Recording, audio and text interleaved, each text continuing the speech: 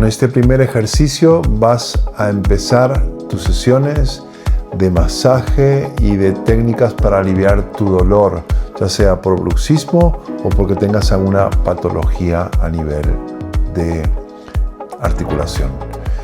Te recomiendo un gran masaje de orejas. Yo lo puedo hacer con las dos manos.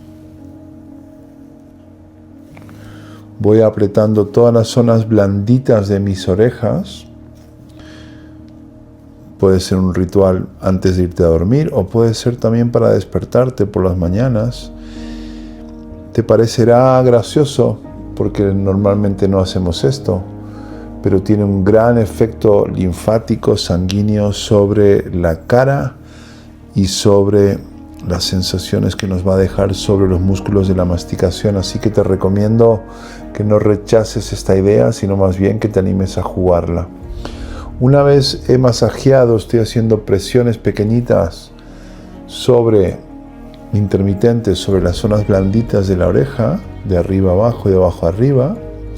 Me voy a la zona más cartilaginosa y también masajeo la zona cartilaginosa de la oreja.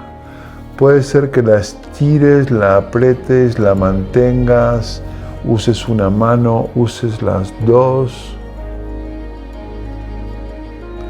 Yo a veces estiro un poquito y tiro de mi oreja, genera gran alivio. Otras veces meto el dedo y tiro un poquito en diferentes direcciones, a veces una dirección inferior, otras veces hacia arriba, o a veces me quedo apretando un poquitito, con mucha paciencia, que no se te cansen los brazos, el hombro, no tenses el cuello.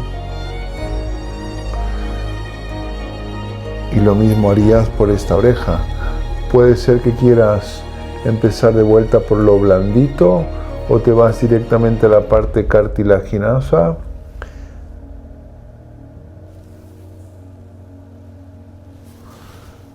Puedes volver para terminar a masajear las dos orejas.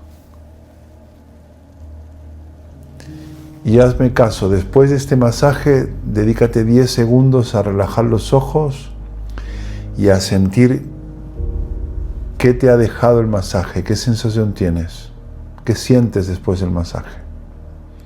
Espero que te guste esta idea. Ahí te dejo un gran ejercicio para empezar una rutina para el dolor, para el bruxismo, para el dolor en el cráneo, en la cara, para el dolor de articulación temporomandibular